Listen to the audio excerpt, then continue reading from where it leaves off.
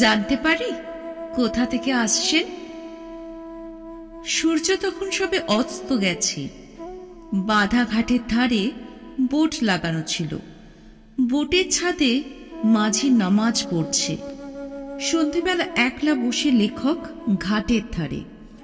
হঠাৎই পিছন থেকে এই ডাক। অচেনা আগন্তুকের সাথে গল্প আরম্ভ হলো। ঘাটের উপর এক জীর্ণ বাড়ি, সেখানেই থাকার কথা লেখকের। আগন্তুক নিজের পরিচয় দিয়ে বললেন তিনি এখানকারই স্কুল মাস্টার। 15 বছর আগে ওই বাড়িতে যে ঘটনা ঘটেছিল তাই বর্ণনা করতে শুরু করলেন তিনি। শুরু হলো ফণিভূষণ ও তার স্ত্রী মণিমালিকার কাহিনী।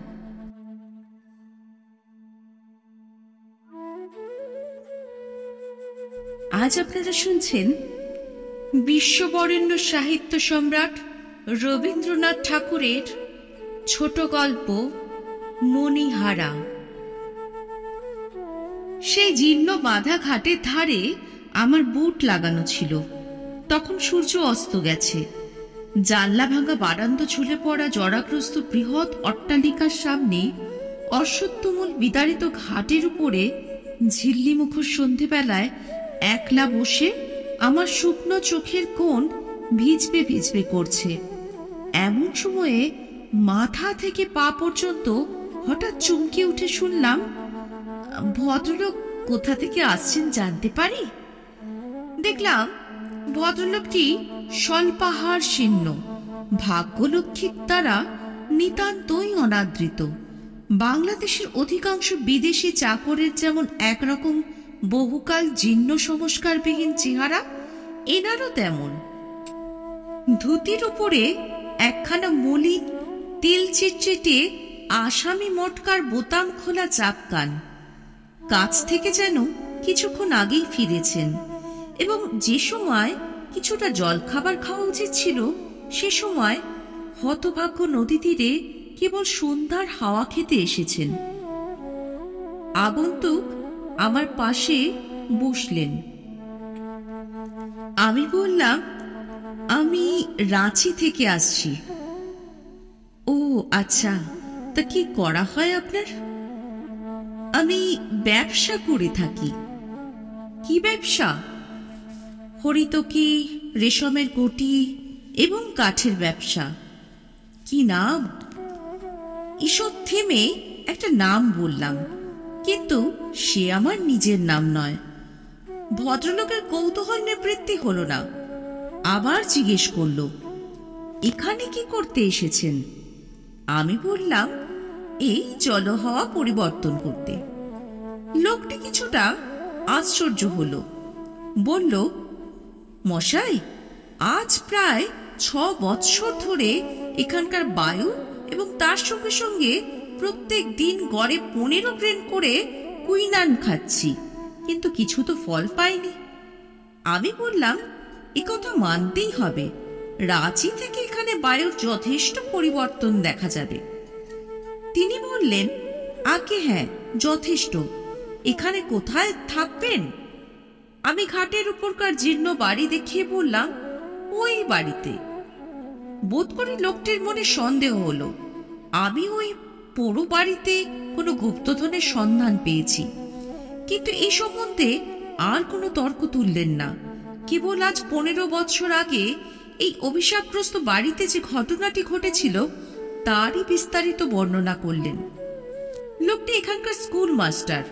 তার খিদে ও রোগশীর্ণ মুখে মস্ত একটা টাকের নিচে একজোড়া বড় বড় চোখ আপন কোটরের ভিতর থেকে অস্বাভাবিক উজ্জ্বলতায় জ্বলছিল। তাকে দেখে ইংরেজ কবি কোলরিজের সৃষ্ট প্রাচীন নাবিকের কথা আমার মনে পড়ল। মাঝি নামাজ পড়া শেষ করে রান্না বান্নায় মন দিয়েছে। সন্ধ্যার শেষ আভাটুকু মিলিয়ে এসে ঘাটের উপরকার জনশূন্য অন্ধকার বাড়ি আপন পূর্বাবস্থার প্রকাণ্ড প্রেতমূর্তির মতো নিস্তব্ধ দাঁড়িয়ে রইল। স্কুলমাস্টার বললেন, আমি এই গ্রামে আসার প্রায় 10 বছর আগে এই বাড়িতে ফণীভূষণ সাহা বাস করতেন। তিনি তার অপুত্রক পিতৃব্য দুর্গামোহন সাহার বিশাল বিষয় এবং ব্যবসায়ের উত্তরাধিকারী হয়েছিলেন, কিন্তু তাকে একালে ধরেছিল। তিনি লেখাপড়া শিখেছিলেন। তিনি জুতো সমেত সাহেবের অফিসে ঢুকে সম্পূর্ণ খাঁটি ইংরেজি বলতেন, তাতে আবার দাড়ি রেখেছিলেন। সুতরাং সাহেব সওদাগরের কাছে তার উন্নতির সম্ভাবনা মাত্র ছিল না। তাকে দেখা মাত্রই নব্যবঙ্গ বলে ঠাউর হতো। আবার ঘরের মধ্যেও একটি উপসর্গ জুটেছিল। তাহার স্ত্রীটি ছিলেন সুন্দরী, একই কলেজে পড়া, তাতে সুন্দরী স্ত্রী। সুতরাং সেকালের চালচলন আর রইল না। এমনকি ব্যামো হলে অ্যাসিস্ট্যান্ট সার্জনকে ডাকা হতো। অসন বসন ভূষণও এই পরিমাণে বেড়ে উঠতে লাগলো। মশাই নিশ্চয়ই বিবাহিত, অতএব এ কথা আপনাকে বলাই বাহুল্য যে সাধারণ স্ত্রী জাতি কাঁচা আম, ঝাল লঙ্কা এবং কড়া স্বামী ভালোবাসে। যে দুর্ভাগ্য পুরুষ নিজের স্ত্রীর ভালোবাসা থেকে বঞ্চিত, সে যে কুশ্রী অথবা নির্ধন তা নয়, সে অত্যন্ত নিরীহ। যদি জিজ্ঞাসা করেন কেন এমন হলো, আমি এ সম্বন্ধে অনেক কথা ভেবে রেখেছি। যার যা প্রবৃত্তি এবং ক্ষমতা, সেটার চর্চা না করলে সে সুখী হয় না। সিংহে শান দেবার জন্য হরিণ শক্ত গাছের গুড়ি খোঁজে, কলা গাছে তার শিং ঘষবার সুখ হয় না। নর নারী ভেদ হয়ে অব্দি স্ত্রীলোক দুরন্ত পুরুষকে নানা কৌশলে ভুলিয়ে বশ করবার বিদ্যাচর্চা করে আসছে। যে স্বামী নিজে নিজেই বশ হয়ে বসে থাকে, তার স্ত্রী বেচারা একেবারেই বেকার। সে তার মাতামহীদের নিকট থেকে শত লক্ষ বছরের শান দেওয়া যে উজ্জ্বল বরুণাস্ত্র, অগ্নিবাণ ও নাগপাশ বন্ধনগুলি পেয়েছিল, তার সমস্ত নিষ্ফল হয়ে যায়। স্ত্রীলোক পুরুষকে ভুলিয়ে নিজের শক্তিতে ভালোবাসা আদায় করে নিতে চায়। স্বামী যদি ভালো মানুষ হয়, সে অবসরদ্রব্য না দেয়, তবে স্বামীর অদৃশ্য মন্দ এবং স্ত্রীরও ততোধিক। নতুন সভ্যতার শিক্ষা মন্ত্রে পুরুষ নিজের স্বভাবসিদ্ধ বিধাতা দত্ত সুমহৎ বর্বরতা হারিয়ে আধুনিক দাম্পত্য সম্বন্ধটাকে এমনই শিথিল করে ফেলেছে। অবাকা ফণীভূষণ আধুনিক সভ্যতার কল থেকে অত্যন্ত ভালো মানুষটি হয়ে বের হয়ে এসেছিল। ব্যবসায়ও সে সুবিধা করতে পারল না, দাম্পত্যেও তার তেমন সুযোগ ঘটেনি। ফণীভূষণের স্ত্রী মণিমালিকা বিনা চেষ্টায় আদর, বিনা অশ্রুবর্ষণে ঢাকায় শাড়ি এবং বিনা দুর্জয় মানে বাজুবন্ধ লাভ করত। এইভাবে তার নারী প্রকৃতি এবং সেই সঙ্গে তার ভালোবাসা নিঃসৃষ্ট হয়ে গিয়েছিল। সে কেবল গ্রহণ করত, কিছু দিত না। তার নিরীহ এবং নির্বোধ স্বামীটি মনে করত দানই বুঝি প্রতিদান পাবার উপায়। একেবারে উল্টে বুঝেছিল আর কি।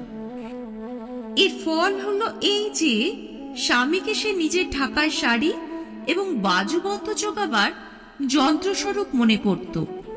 যন্ত্রটিও এমন সুচারু যে কোনোদিন তার চাকায় এক ফোঁটা তেল জোগাবার দরকার হয়নি। ফণীভূষণের জন্মস্থান ফুলবেড়ে, বাণিজ্য স্থান এখানে। কর্মের অনুরোধে এখানেই তার অধিকাংশ সময় থাকতে হতো। ফুলবেড়ের বাড়িতে তার মা ছিল না, তবু পিসি মাসি অন্য 5 জন ছিল। কিন্তু ফণীভূষণ পিসি মাসি ও অন্য 5 জনের উপকারের জন্যই বিশেষ করে সুন্দর স্ত্রী ঘরে আনেনি। সুতরাং স্ত্রীকে সে 5 জনের কাছ থেকে এনে এই কুঠিতে একলা নিজের কাছেই রাখল।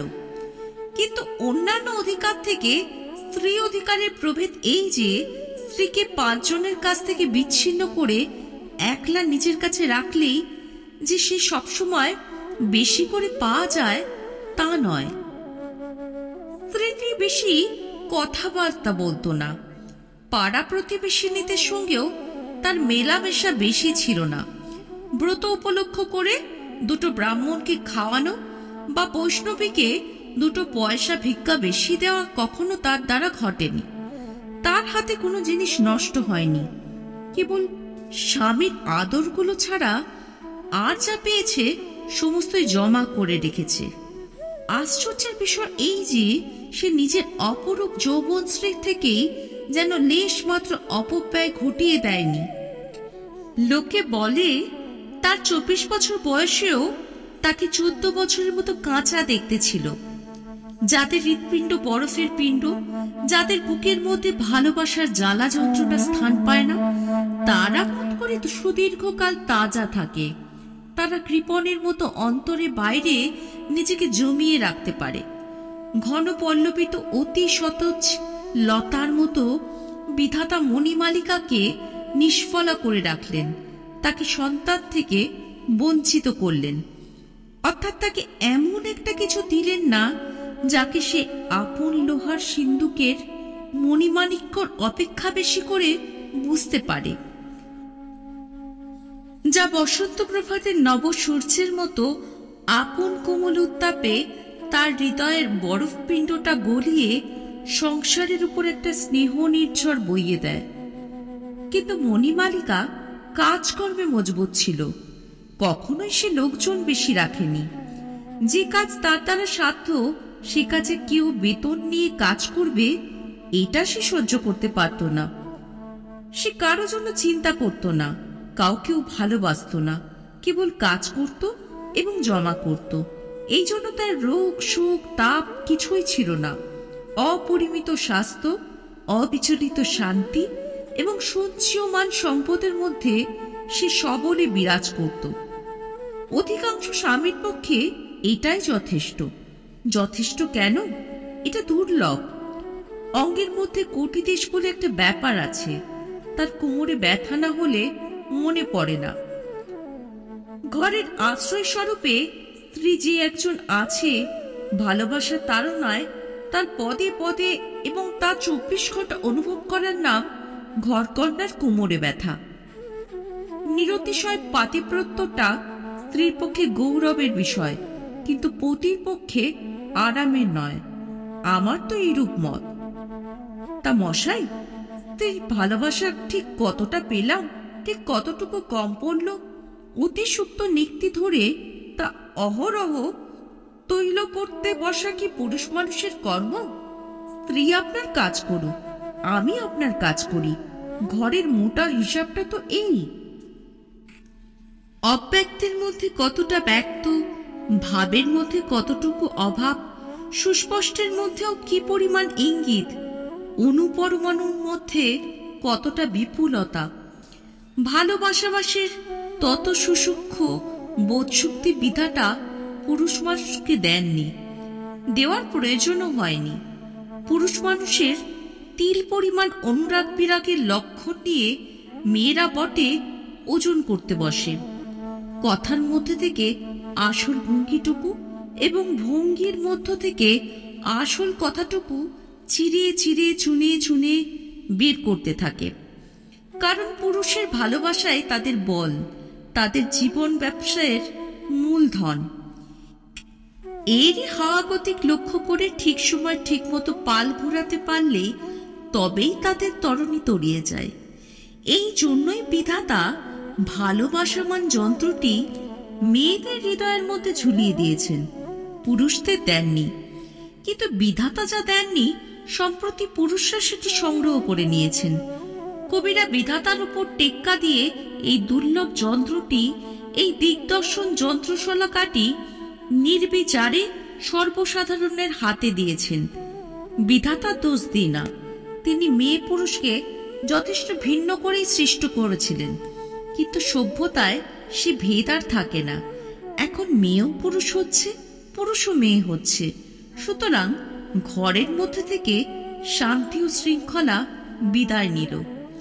এখন শুভ বিবাহের পূর্বে পুরুষকে বিবাহ করছি না মেয়েকে বিবাহ করছি তা কোনো মতে নিশ্চয় করে না পেরে বরকন্যা উভয়েরই চিত্ত আশঙ্কায় দুরু দুরু করতে থাকে।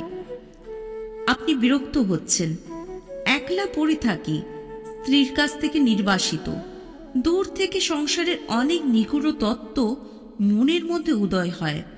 এগুলো ছাত্রদের কাছে বলবার বিষয় নয়, কথা প্রসঙ্গে আপনাকে বলে নিলাম। চিন্তা করে দেখবেন। মোট কথা এই যে, যদি রান্নায় নুন কম না হতো কিংবা পানে চুন বেশি না হতো, তাও ফণিভূষণের হৃদয় কি যেন কি নামক একটা দুঃসাধ্য উৎপাত অনুভব করত। স্ত্রীর কোনো দোষ ছিল না, কোনো ভ্রম ছিল না, তবু স্বামীর কোনো সুখ ছিল না। সে তার সহধর্মিণীর শূন্য গহ্বর হৃদয়ের লক্ষ্য করে কেবল হীরা মুক্তার গয়না ঢালত, কিন্তু সেগুলো পড়ত গিয়ে লোহার সিন্ধুকে, হৃদয় শূন্যয় থাকত। খোড়া দুর্গামোহন ভালোবাসা এত সূক্ষ্ম করে বুঝত না, এত কাতর হয়ে চাইত না, এত প্রচুর পরিমাণে দিত না, অথচ খুড়ির কাছ থেকে তা অজস্র পরিমাণে লাভ করত। ব্যবসায়ী হতে হলে নব্যবাবু হলে চলে না, এবং স্বামী হতে গেলে পুরুষ হওয়া দরকার, এই কথায় সন্দেহমাত্র করবেন না। ঠিক এই সময় শৃগালগুলো নিকটবর্তী ঝোপের মধ্যে থেকে অত্যন্ত উচ্চস্বরে চিৎকার করতে লাগলো। মাস্টারমশাইয়ের গল্প শ্রুতে মিনিট কয়েকের জন্য বাধা পড়ল। ঠিক মনে হলো সে অন্ধকার স্বভাবভূমিতে কৌতুকপ্রিয় শৃগাল সম্প্রদায় স্কুল মাস্টারের ব্যাখ্যাত দাম্পত্য নীতি শুনে বা নব্য সভ্যতা দুর্বল ফণিভূষণের আচরণেই হোক না কেন, অট্টহাস্য করে উঠতে লাগলো। তাদের ভাবোচ্ছ্বাস নিবৃত্ত হলে, জলস্থর দ্বিগুণতর নিস্তব্ধ হলে, মাস্টার সন্ধ্যার অন্ধকারে তার বিরাট উজ্জ্বল চোখ পাকিয়ে গল্প বলতে লাগলেন। ফণিভূষণের জটিল এবং বহুবিস্তৃত ব্যবসায় হঠাৎ একটা ফাঁড়া উপস্থিত হলো। ব্যাপারটা কি তা আমার মতো অব্যবসায়ীর পক্ষে বোঝা এবং বোঝানো শক্ত। মোদ্দা কথা, সহসা কি কারণে বাজারে তাকে ক্রেডিট রাখা কঠিন হয়ে পড়েছিল। যদি কেবলমাত্র 5টা দিনের জন্য সে কোথাও থেকে লাখ দেড়েক টাকা বের করতে পারে, বাজারে একবার বিদ্যুতের মতো এই টাকাটার চেহারা দেখা যায়, তাহলেই মুহূর্তের মধ্যে সংকট উত্তীর্ণ হয়ে তার ব্যবসা পাল ভরে ছুটে চলতে পারে। টাকাটার সুযোগ হচ্ছিল না। স্থানীয় পরিচিত মহাজনদের কাছ থেকে ধার করতে প্রবৃত্ত হয়েছে। এরূপ জনরব উঠলে তার ব্যবসায় দ্বিগুণ অনিষ্ট হবে। আশঙ্কায় তাকে অপরিচিত স্থানে ঋণের চেষ্টা দেখতে হচ্ছিল। সেখানে উপযুক্ত বন্ধক না রাখলে চলে না। গয়না বন্ধক রাখলে লেখাপড়া এবং বিলম্বের কারণ থাকে না, চটপট এবং সহজেই কাজ হয়ে যায়। ফণিভূষণ একটা স্ত্রীর কাছে গেল। নিজের স্ত্রীর কাছে স্বামী যেমন সহজভাবে যেতে পারে, ফণিভূষণের তেমন করে যাবার ক্ষমতা ছিল না। সে দুর্ভাগ্যক্রমে নিজের স্ত্রীকে ভালোবাসত, যেমন ভালোবাসার কাব্যের নায়ক কাব্যের নায়িকাকে বাসে, যে ভালোবাসার সন্তর্পণে পদক্ষেপ করতে হয় এবং সকল কথা মুখে ফুটে বের হতে পারে না, যে ভালোবাসার প্রবল আকর্ষণ সূর্য এবং পৃথিবীর আকর্ষণের ন্যায় মাঝখানে একটা অতিদূর ব্যবধান রেখে দেয়। তাও তেমন দায়ে পড়লে কাব্যের নায়ককেও প্রেয়সীর নিকট হুন্ডি এবং বন্ধক এবং হ্যান্ড নোটের প্রসঙ্গ তুলতে হয়। কিন্তু সুর বেঁধে যায়, বাক্য স্খলন হয়। এমন সকল পরিষ্কার কাজের কথার মধ্যেও ভাবের জরিমা এবং বেদনার বেপথু এসে উপস্থিত হয়। হতভাগ্য ফণিভূষণ স্পষ্ট করে বলতে পারল না, ওগো, আমার দরকার হয়েছে, তোমার গয়নাগুলো দাও। কথাটা বলল, অথচ অত্যন্ত দুর্বল ভাবে বলল। মণিমালিকা যখন কঠিন মুখ করে হ্যাঁ বা না কিছুই উত্তর করল না, তখন সে একটা অত্যন্ত নিষ্ঠুর আঘাত পেল, কিন্তু আঘাত করল না, কারণ পুরুষোচিত বর্বরতার লেশমাত্র তার ছিল না। যেখানে জোর করে কেড়ে নেওয়া উচিত ছিল, সেখানে সে আপনার আন্তরিক ক্ষোভ পর্যন্ত চেপে গেল। যেখানে ভালোবাসার একমাত্র অধিকার সর্বনাশ হয়ে গেল, সেখানে বলকে প্রবেশ করতে দেবে না, এই তার মনের ভাব।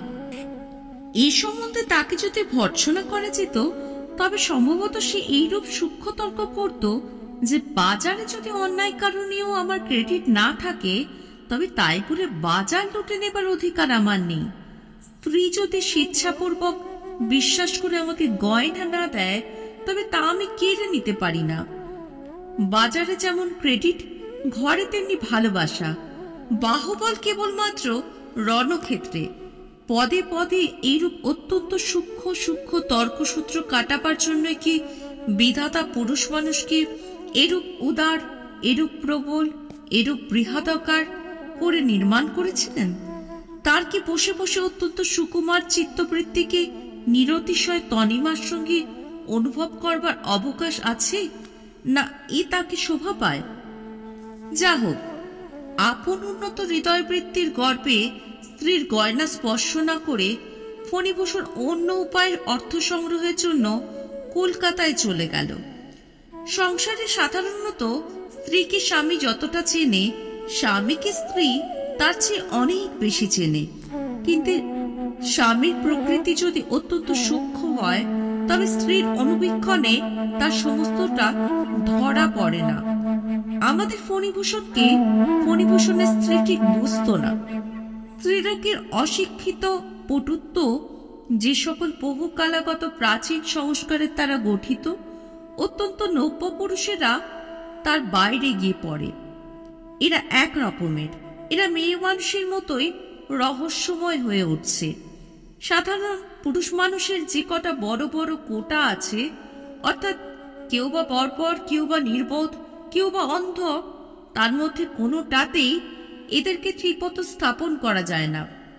সুতরাং মণিমালিকা পরামর্শের জন্য তার মন্ত্রীকে ডাকল। গ্রাম সম্পর্কের অথবা দুঃসম্পর্কের মণিমালিকার এক ভাই ফণিভূষণের কুঠিতে গোমস্তার অধীনে কাজ করত।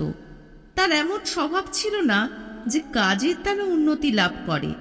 কোনো একটা উপলক্ষ করে আত্মীয়তার জোরে বেতন এবং বেতনেরও বেশি কিছু সংগ্রহ করত। মণিমালিকা তাকে ডেকে সকল কথা বলল, জিজ্ঞাসা করল এখন পরামর্শ কি। সে অত্যন্ত বুদ্ধিমানের মতো মাথা নাড়ল।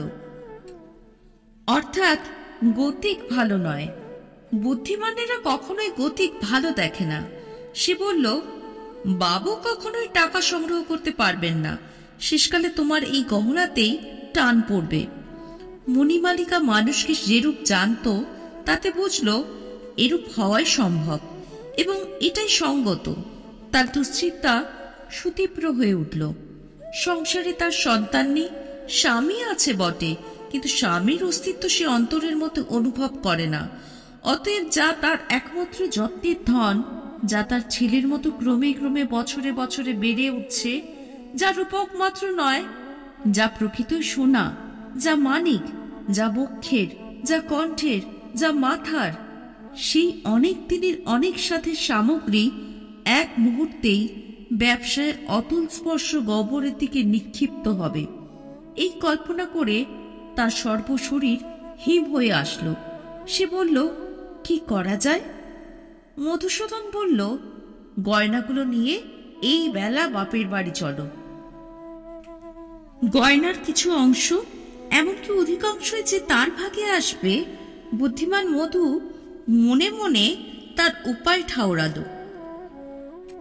মণিমালিকা এ প্রস্তাবে তক্ষুনি সম্মতি দিল। আষাঢ় শেষে সন্ধ্যাবেলায় এই ঘাটের ধারি একখানি নৌকা এসে লাগল। ঘন মেঘাচ্ছন্ন প্রত্যুষে নিবিড় অন্ধকারে নিদ্রাহীন ভিকের কলরবের মধ্যে একখানি মোটা চাদরে পা থেকে মাথা পর্যন্ত আবৃত করে মণিমালিকা নৌকায় উঠল।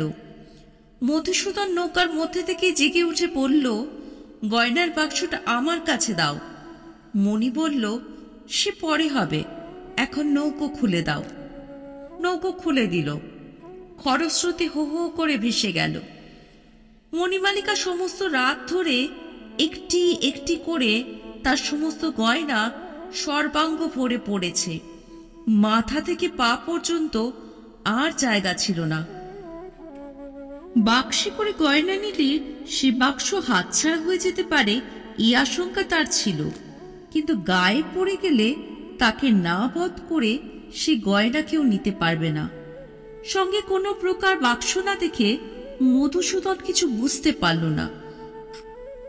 মোটা চাদরের নিচে যে মণিমালিকার দেহপ্রাণের সঙ্গে সঙ্গে দেহপ্রাণের অধিক গয়নাগুলি আচ্ছন্ন ছিল, তা সে অনুমান করতে পারেনি।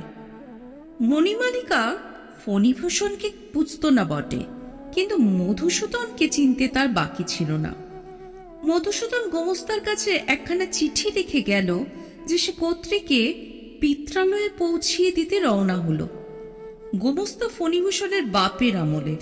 সে অত্যন্ত বিরক্ত হয়ে রস্বইকারকে দীর্ঘইকার এবং দন্তস্বকে তালুকস্ব করে মনিবকে একখানি চিঠি লিখল।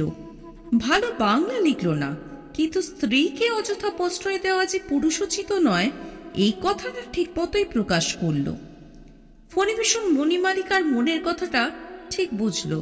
তার মনে এই আঘাতটা প্রবল হলো যে আমি গুরুতর ক্ষতি সম্ভাবনা সত্ত্বেও স্ত্রীর অলঙ্কার পরিত্যাগ করে প্রাণপণ চেষ্টায় অর্থ সংগ্রহে প্রবৃত্ত হয়েছি, তবু আমাকে সন্দেহ, আমাকে আজও চিনল না। নিজের প্রতি যে নিদারুণ অন্যায় ক্রুদ্ধ হওয়া উচিত ছিল, ফণিভূষণ তাতে ক্ষুব্ধ হল মাত্র। পুরুষ মানুষ বিধাতার ন্যায় দণ্ড, তার মধ্যে তিনি বজ্রাগ্নি নিহিত করে রেখেছেন। নিজের প্রতি অথবা অপরের প্রতি অন্যায়ের সংঘর্ষে সে যদি দপ করে জ্বলে উঠতে না পারে, তবে ধিক তাকে। পুরুষ মানুষ দাবাগ্নির মতো রেগে উঠবে সামান্য কারণে, আর স্ত্রীলোক শ্রাবণ মেঘের মতো অশ্রুপাত করতে থাকবে বিনা উপলক্ষে। বিধাতা এইরূপ বন্দোবস্ত করেছিলেন, কিন্তু সে আর টিকে না। ফণিভূষণ অপরাধিনী স্ত্রীকে লক্ষ্য করে মনে মনে বলল, এই যদি তোমার বিচার হয় তবে এই রূপই হোক। আমার কর্তব্য আমি করে যাব। আরো শতাব্দী ৫-৬ পরে যখন কেবল আধ্যাত্ম শক্তিতে জগৎ চলবে, তখন যার জন্মগ্রহণ করা উচিত ছিল সেই ভাবী যুগের ফণিভূষণ ঊনবিংশ শতাব্দীতে অবতীর্ণ হয়ে সে আদি যুগের স্ত্রীলোককে বিবাহ করে বসেছে, শাস্ত্রে যার বুদ্ধিকে প্রলয়ঙ্কারী বলে থাকে। ফণিভূষণ স্ত্রীকে এক অক্ষর পত্র লিখল না এবং মনে মনে প্রতিজ্ঞা করল এ সম্বন্ধে স্ত্রীর কাছে কখনো সে কোনো কথার উল্লেখ করবে না। কি ভীষণ দ্বন্দ্ব বেটি! দিন 10 পরে কোনো মতে যথোপযুক্ত টাকা সংগ্রহ করে বিপদোত্তীর্ণ ফণিভূষণ বাড়ি এসে উপস্থিত হল। সে জানত বাপের বাড়িতে গয়নাপত্র রেখে এতদিনে মণিমালিকা ঘরে ফিরে এসেছে। সেদিনকার দিনপ্রার্থী ভাব ত্যাগ করে কৃতকার্য কৃতিপুরুষ স্ত্রীর কাছে দেখা দিলে মণি যে কিরূপ লজ্জিত এবং অনাবশ্যক প্রয়াসের জন্য কিঞ্চিত অনুতপ্ত হবে, এই কল্পনা করতে করতে ফণিভূষণ অন্তঃপুরে শোবার ঘরের দরজার কাছে এসে উপনীত হল। দেখল দরজা বন্ধ। তালা ভেঙে ঘরে ঢুকে দেখল ঘর শূন্য। কোণে লোহার সিন্দুক খোলা পড়ে আছে, তাতে গয়নাপত্রের চিহ্ন মাত্র নেই। স্বামীর বুকের মধ্যে ধক করে একটা ঘা লাগলো।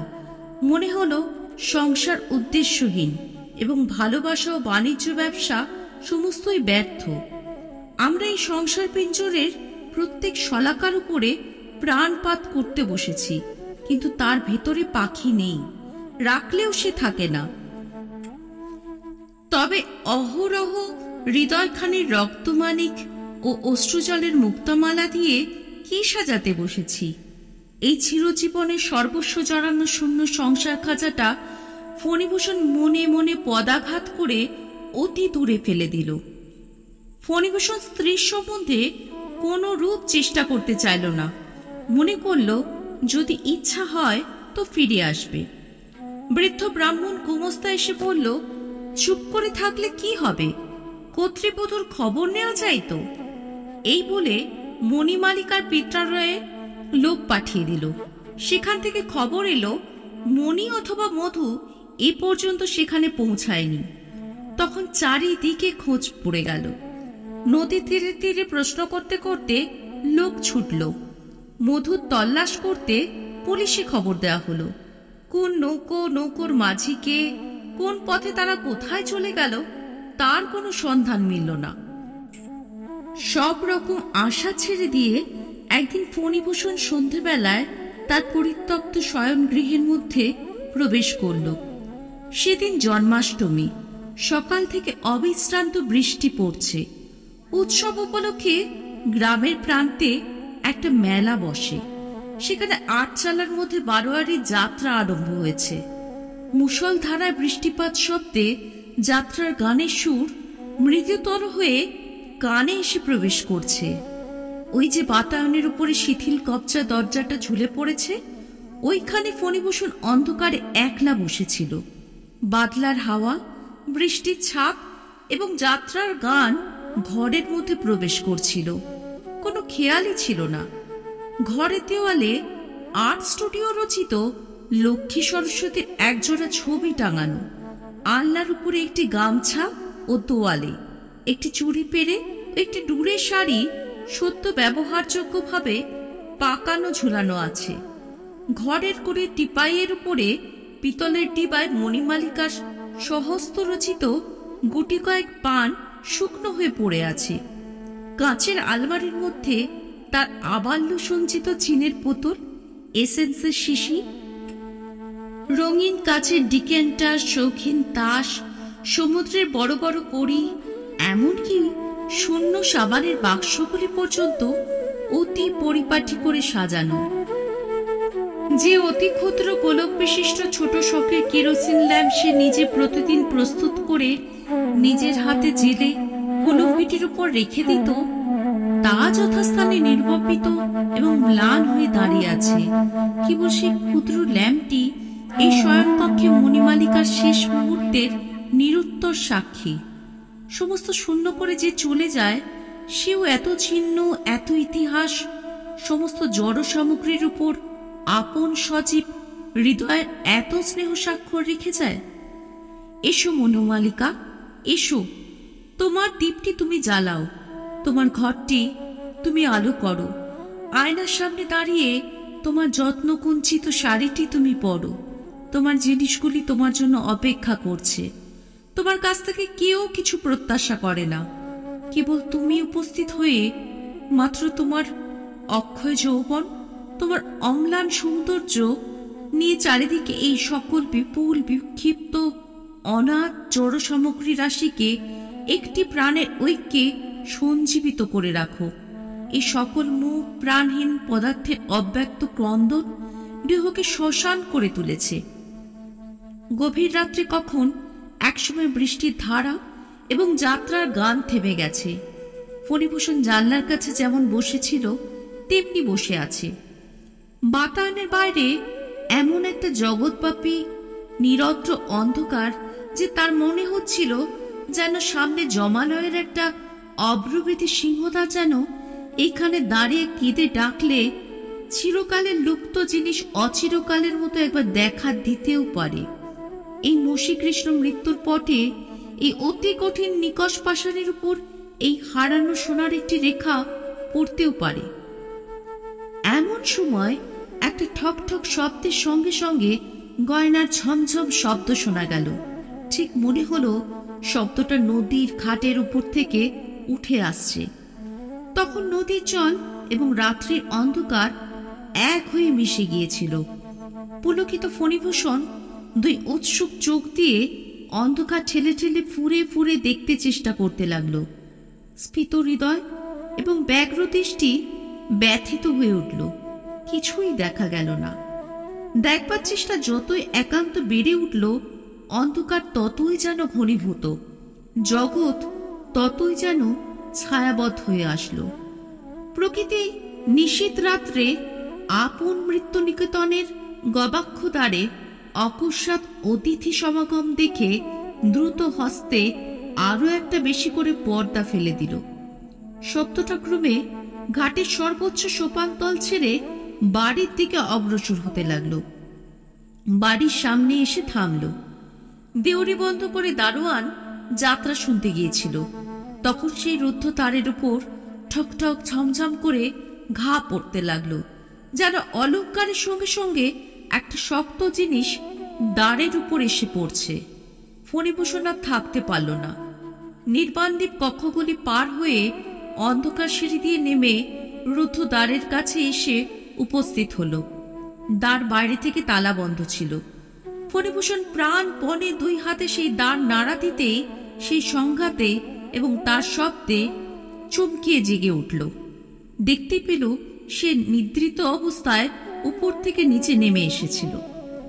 তার সমস্ত শরীর ঘর্মাক্ত, হাত পা বরফের মতো ঠান্ডা এবং হৃৎপিণ্ড নির্বাণোন্মুখ প্রদীপের মতো স্ফুরিত হচ্ছে। স্বপ্ন ভেঙে দেখল বাইরে আর কোনো শব্দ নেই, কেবল শ্রাবণের ধারা তখনও ঝরঝর শব্দে পড়ছিল এবং তার সঙ্গে মিশ্রিত হয়ে শোনা যাচ্ছে যাত্রার ছেলেরা ভোরের সুরে তান ধরেছে। যদিও ব্যাপারটা সমস্ত স্বপ্ন, কিন্তু এত অধিক নিকটবর্তী এবং সত্যপথ যে ফণিভূষণের মনে হলো যেন অতি অল্পের জন্য সে তার অসম্ভব আকাঙ্ক্ষার আশ্চর্য সফলতা থেকে বঞ্চিত হলো। এই জলপতন শব্দের সঙ্গে দুরাগত ভৈরবীর তান তাকে বলতে লাগলো, এই জাগরণী স্বপ্ন, এই জগতই মিথ্যা। তারপর দিনেও যাত্রা ছিল এবং দারোয়ানের ছুটি ছিল। ফণিভূষণ হুকুম দিল সমস্ত রাত্রি যেন দেউড়ির দরজা খোলা থাকে। দারোয়ান বলল, মেলা উপলক্ষে নানা দেশ থেকে নানা প্রকারের লোক এসেছে, দরজা খোলা রাখতে সাহস হয় না। ফণিভূষণ সে কথা মানল না। দারোয়ান বলল, তবে আমি সমস্ত রাত্রি হাজির থেকে পাহারা দেব। ফণিভূষণ বলল, সে হবে না, তোমাকে যাত্রা শুনতে যেতেই হবে। দারোয়ান আশ্চর্য হয়ে গেল। পরদিন সন্ধ্যাবেলা দীপ নিভিয়ে দিয়ে ফণিভূষণ তার শয়নকক্ষে সেই বাতায়নে এসে বসল। আকাশে মেঘ এবং চতুর্দিকে কোনো একটি অনির্দিষ্ট আসন্ন প্রতীক্ষার নিস্তব্ধতা। ভেকের অশ্রান্ত কলরব এবং যাত্রার গানের চিৎকার ধ্বনি সেই স্তব্ধতা ভাঙতে পারেনি, কেবল তার মধ্যে একটা অসঙ্গত অদ্ভুত রস বিস্তার করছিল। অনেক রাত্রে একসময় ভেক এবং ঝিল্লি এবং যাত্রার দলের ছেলেরা চুপ করে গেল এবং রাত্রের অন্ধকারের উপরে আরো একটা কিসের অন্ধকার এসে পড়ল। বোঝা গেল এইবার সময় এসেছে। আগের দিনের মতোই নদীর ঘাটে একটা ঠকঠক এবং ঝমঝম শব্দ উঠল, কিন্তু ফণিভূষণ সেদিকে চোখ ফেরালো না। তার ভয় হলো পাছে অধীর ইচ্ছা এবং অশান্ত চেষ্টায় তার সকল ইচ্ছা সকল চেষ্টা ব্যর্থ হয়ে যায়, পাছে আগ্রহের বেগ তার ইন্দ্রিয় শক্তিকে অভিভূত করে ফেলে। সে আপনার সকল চেষ্টা নিজের মনকে দমন করবার জন্য প্রয়োগ করল। কাঠের মূর্তির মতো শক্ত হয়ে স্থির হয়ে বসে রইল। শিক্ষিত শব্দ আজ ঘাট থেকে ক্রমে ক্রমে অগ্রসর হয়ে মুক্ত দ্বারের মধ্যে প্রবেশ করল। শোনা গেল অন্দরমহলের গোল সিঁড়ি দিয়ে ঘুরতে ঘুরতে শব্দ উপরে উঠছে। ফণিভূষণ আপনাকে আর দমন করতে পারে না। তার বক্ষ তুফানের ডিঙির মতো আছাড় খেতে লাগলো এবং নিঃশ্বাস রোধ হবার উপক্রম হলো। গোল সিঁড়ি শেষ করে সেই শব্দ বারান্দা দিয়ে ক্রমে ঘরের নিকটবর্তী হতে লাগলো। অবশেষে ঠিক সেই শয়নকক্ষের দ্বারের কাছে এসে খটখট আর ঝমঝম থেমে গেল। কেবল চৌকাঠটি পার হলেই হয়। ফণিভূষণ আর থাকতে পারল না। তার রুদ্ধ আবেগ এবং মুহূর্তে প্রবল বেগে উচ্ছ্বসিত হয়ে উঠল। সে বিদ্যুৎ বেগে চৌকি থেকে উঠে কেঁদে চিৎকার করে উঠল, মণি! অমনি সচকিত হয়ে জেগে দেখল তার সেই ব্যাকুল কণ্ঠের চিৎকারে ঘরের শাসিগুলো পর্যন্ত ধ্বনিত স্পন্দিত হচ্ছে। বাইরে সেই ভেকের কলরব এবং যাত্রার ছেলেদের ক্লিষ্ট কণ্ঠের গান। ফণিভূষণ নিজের ললাটে সবলে আঘাত করল। পরদিন মেলা ভেঙে গেছে। দোকানে এবং যাত্রার দল চলে গেল। ফণিভূষণ হুকুম দিল সেদিন সন্ধ্যার পর তার বাড়িতে সে নিজে ছাড়া আর কেউই থাকবে না। চাকরেরা স্থির করল বাবু তান্ত্রিক মতে একটা কি সাধনে নিযুক্ত আছেন। ফণিভূষণ সমস্ত দিন উপবাস করে রইল। জনশূন্য বাড়িতে সন্ধেবেলায় ফণিভূষণ বাতায়নতলে এসে বসল। সেদিন আকাশে স্থানে স্থানে মেঘ ছিল না এবং ধৌত নির্মল বাতাসের মধ্যে দিয়ে নক্ষত্রগুলিকে অত্যুজ্জ্বল দেখাচ্ছিল। কৃষ্ণপক্ষ দশমীর চাঁদ উঠতে অনেক বিলম্ব আছে।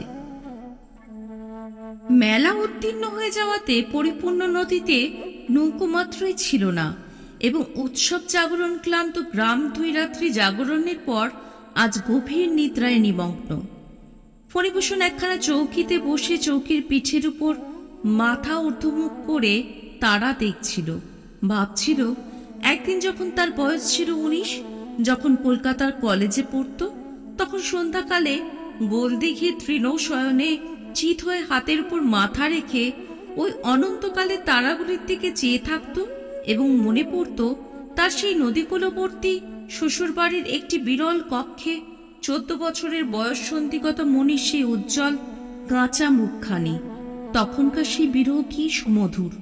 তখনকার সেই তারাগুলির আলোক স্পন্দন হৃদয়ের যৌবন স্পন্দনের সঙ্গে সঙ্গে কি বিচিত্র বসন্ত রাগে বেজে বেজে উঠত।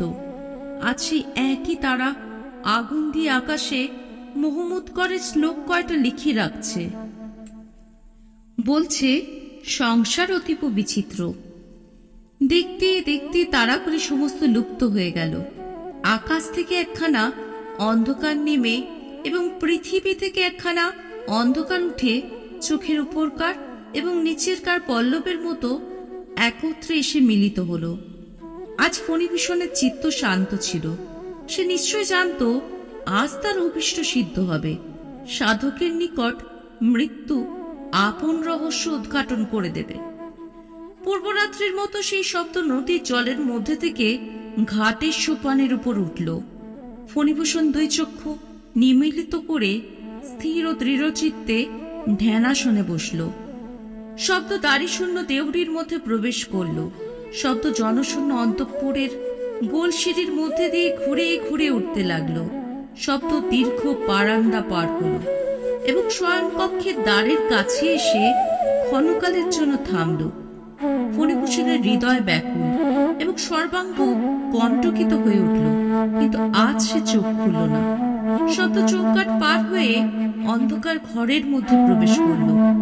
আলনায় যেখানে শাড়ি কোচানো আছে, কুলুঙ্গিতে যেখানে কেরোসিনের দ্বীপ দাঁড়িয়ে, টিপাইয়ের ধারে যেখানে পানের বাটায় পান শুকনো এবং সেই বিচিত্র সামগ্রীপূর্ণ আলমারির কাছে প্রত্যেক জায়গায় এক একবার করে দাঁড়িয়ে অবশেষে শব্দটা ফণিভূষণের অত্যন্ত কাছে এসে থামল। তখন ফণিভূষণ চোখ মেলল এবং দেখল ঘরে নবোদিত দশমীর চন্দ্রালোক এসে প্রবেশ করেছে এবং তার চৌকির ঠিক সম্মুখে একটি কঙ্কাল দাঁড়িয়ে। সেই কঙ্কালের 8 আঙ্গুলের আংটি, করতলে রতন চক্র, প্রকোষ্ঠে বালা, বাহুতে বাজুবন্ধ, গলায় কুণ্ঠি, মাথায় সিথি, তার আপাদমস্তকে অস্থিতে অস্থিতে এক একটি আবরণ সোনার হীরায় ঝকঝক করছে। অলঙ্কারগুলি ঢিলা ঢল ঢল করছে, কিন্তু অঙ্গ থেকে খসে পড়ছে না। সর্বাপেক্ষা ভয়ঙ্কর তার অস্থিময় মুখে তার 2 চক্ষু ছিল সজীব। সেই কালো তারা, সেই ঘনদীর্ঘ পক্ষ, সেই সজল উজ্জ্বলতা, সেই অবিচলিত দৃঢ় শান্তি দৃষ্টি। আজ 18 বছর পূর্বে একদিন আলোকিত সভাগৃহে নহবতের সাহানা আলাপের মধ্যে ফণিভূষণ যে 2টি আয়ত সুন্দর কালো কালো ঢলঢল চোখ শুভ দৃষ্টিতে প্রথম দেখেছিল, সেই 2টি চোখই আজ শ্রাবণের অর্ধরাত্রে কৃষ্ণপক্ষ দশমীর চন্দ্রকিরণে দেখল। দেখে তার সর্বশরীরের রক্ত হিম হয়ে আসলো।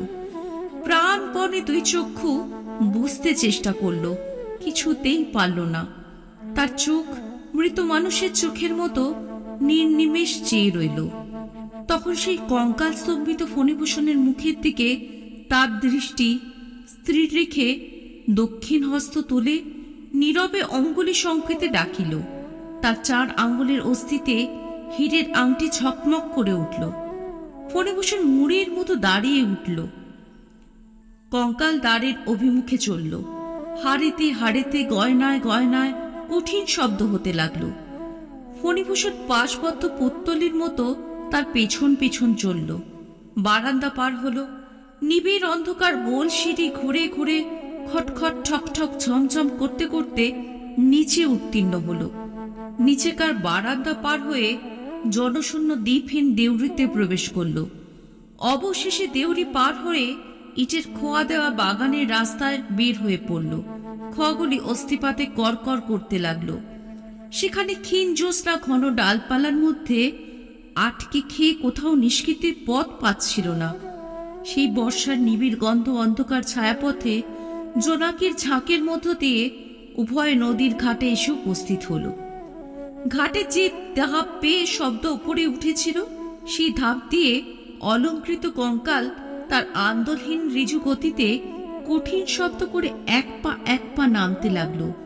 পরিপূর্ণ বর্ষা নদীর প্রবল স্রোত জলের উপর জ্যোৎস্নার একটি দীর্ঘরেখা ঝিকঝিক করছে। কঙ্কাল নদীতে নামল। অনুবর্তী ফণিভূষণও জলে পা দিল। জলস্পর্শ করিবার মাত্র ফণিভূষণের তন্দ্রা ছুটে গেল। সম্মুখে আর তার পথপ্রদর্শক নেই। কেবল নদীর পরপারে গাছগুলো স্তব্ধ হয়ে দাঁড়িয়ে এবং তাদের মাথার উপরে খণ্ডচাঁদ শান্ত অবাক ভাবে চেয়ে আছে। আপাতমস্তক বারবার শিউরে শিউরে স্খলিত পদে ফণিভূষণ স্রোতের মধ্যে পড়ে গেল। যদিও সাঁতার জানত, কিন্তু স্নায়ু তার বশ মানল না। স্বপ্নের মধ্যে থেকে কেবল মুহূর্ত মাত্র জাগরণের প্রান্তে এসে পরক্ষণে অতল স্পর্শ শক্তির মধ্যে নিমগ্ন হয়ে গেল। গল্প শেষ করে স্কুলমাস্টার খানিকক্ষণ থামলেন। হঠাৎ থামবার মাত্র বোঝা গেল তিনি ছাড়া ইতিমধ্যে জগতের আর সকল নীরব নিস্তব্ধ হয়ে গেছে। অনেকক্ষণ আমি একটি কথাও বললাম না এবং অন্ধকারে তিনি আমার মুখের ভাব দেখতে পেলেন না। আমাকে জিজ্ঞাসা করলেন, আপনি কি এই গল্প বিশ্বাস করলেন না? আমি জিজ্ঞাসা করলাম, আপনি কি এটা বিশ্বাস করেন? তিনি বললেন, না। কেন করি না তার কয়েকটি যুক্তি দিচ্ছি। প্রথমত, প্রকৃতি ঠাকুরানী উপন্যাস লেখিকা নন, তার হাতে বিস্তর কাজ আছে।